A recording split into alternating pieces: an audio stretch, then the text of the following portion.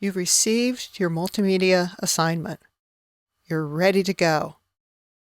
But before you start, it's important that you plan carefully. Doing so will save you time and will limit the frustration.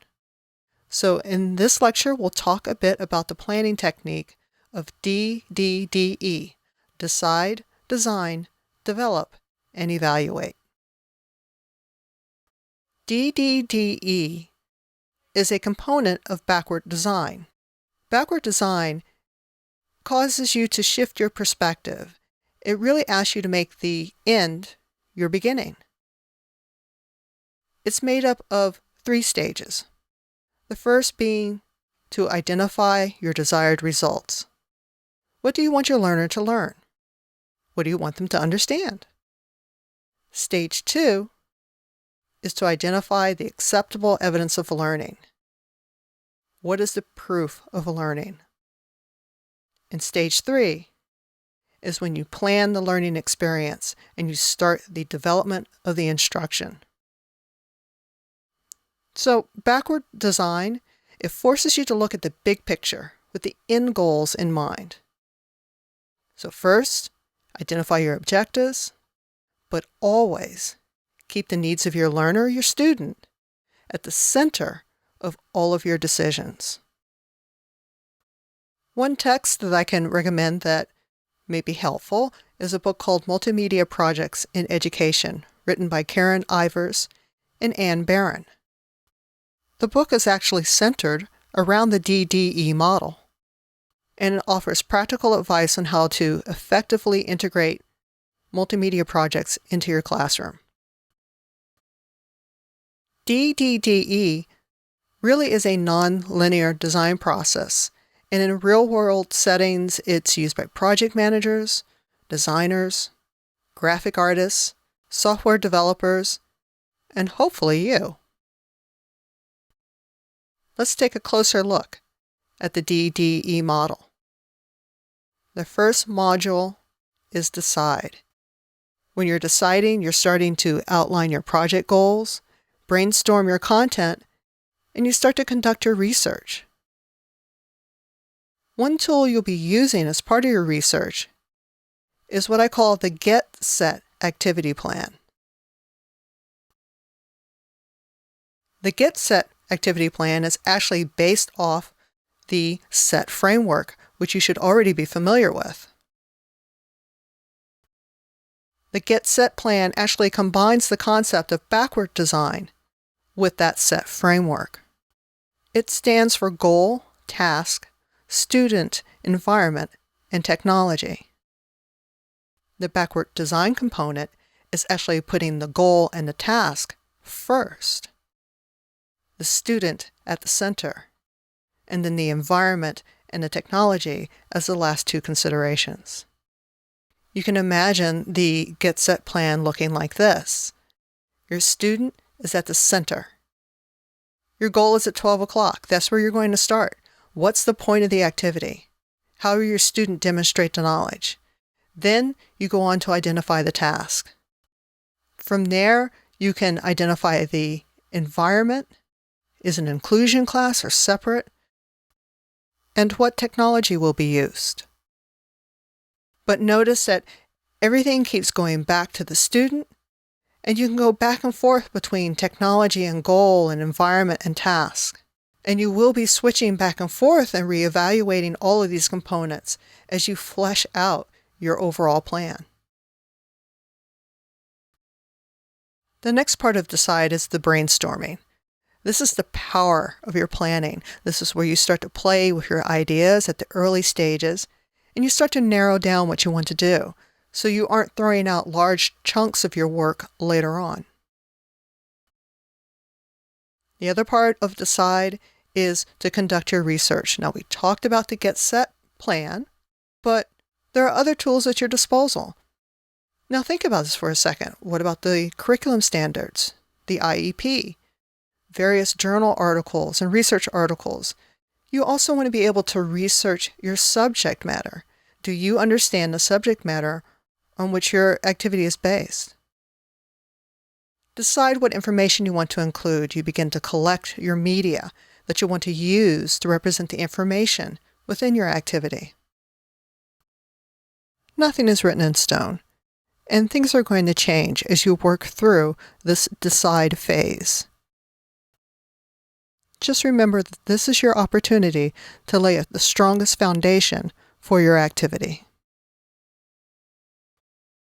On to the second D, design. Here you draw out your flowcharts if flowcharts work for you.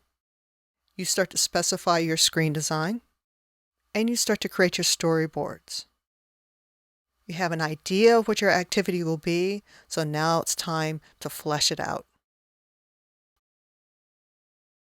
One of the first things you want to do when you start your design process is to organize. You want to model the layout of your activity. The simplest would be linear, like a PowerPoint presentation that moves from one slide to the next to the next. This works well where knowledge is being built upon prior knowledge, or when specific steps, like following a recipe, must be completed. Now, not all projects require linear organization. There's also deep modeling of an activity. Hyperlinks on a web page are a perfect example. They allow you to move to any page within the web page as it's appropriate. Using linking within an activity also empowers your learner to explore multiple topics, or to skip topics if what he's working on isn't applicable to him. The organization chosen should match the activity objectives. Remember, if learners shouldn't skip a section, then you shouldn't allow it. So pick an organization method that is easy to navigate and keeps your learner on task. The use of metaphor in an activity is a very powerful tool. Metaphors can be simple or complex, and typically are used with icons. The most common metaphor that we're probably familiar with is the use of the home icon on a web page. Very often you'll see it a symbol of a small house. But metaphors aren't just limited to navigation icons. Perhaps if you're doing a geography project and your learner can click on parts of a map to visit different parts of your activity. Or a metaphor can be the use of a play on words in combination with imagery. Metaphors can tap into schemas, helping to make learning more permanent. Next, we have the storyboard. You lay out a storyboard to help you understand the flow and the interaction your learner will have with your activity. We'll be working together in class to actually construct a storyboard in real time. At the very minimum, you should sketch out in advance your entire project, maybe with not all the details, but with enough details that you can see how the project holds together. This example is actually from the project that I created for this class when I was enrolled in the program.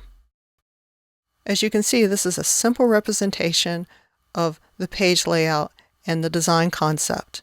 You can see what text is being used, the colors, where graphics are and what types they are, and the types of navigation. The nice thing about storyboards is that it allows you to work out your ideas by adding and deleting things, moving things around. But your final storyboard really should be a blueprint for the activity. Now we'll look at the development process.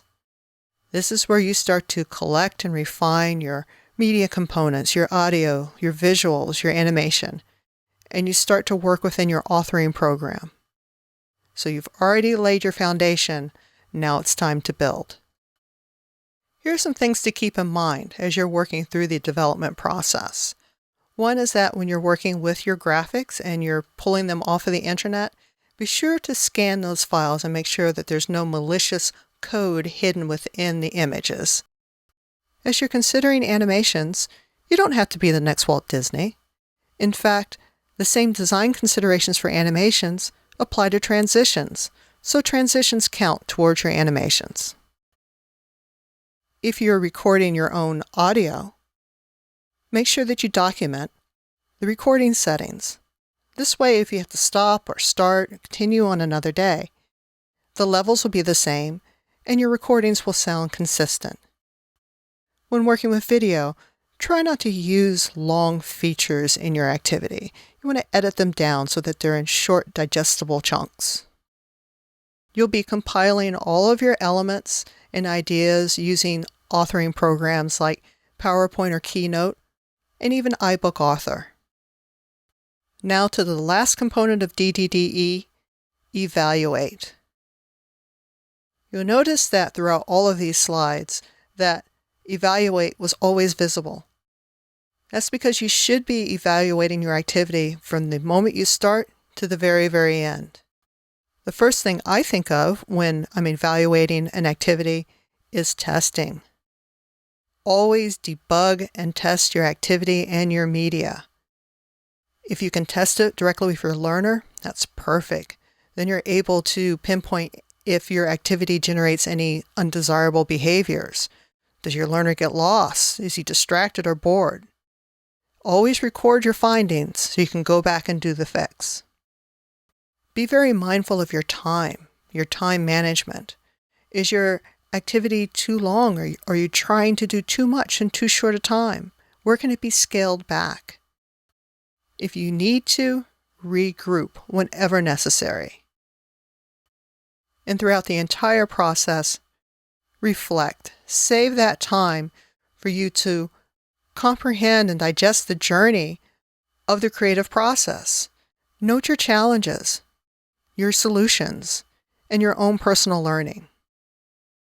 A great deal of the learning that you'll experience will come from looking back at this activity and seeing what went right and what went wrong and what fixes were put in place.